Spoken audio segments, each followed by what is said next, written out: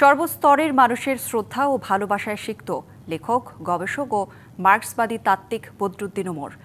সকালে কেন্দ্রীয় শহীদ মিনারে তার মরদেহ নেওয়া হয়।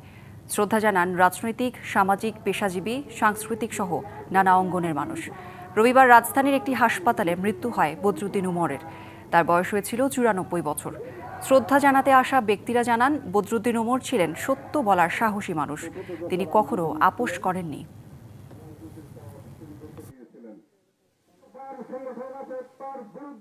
যেখানে অন্যায়, যেখানে দ্রোহ, সেখানে বদরুদ্দিন উমর আমাদের জন্য অনুপ্রেরণা হিসেবে কাজ করবেন। স্বৈরাচারের বিরুদ্ধে জনতার লড়াই উনি সবসময় শোষিতের পক্ষে থেকেছেন, জনতার পক্ষে থেকেছেন।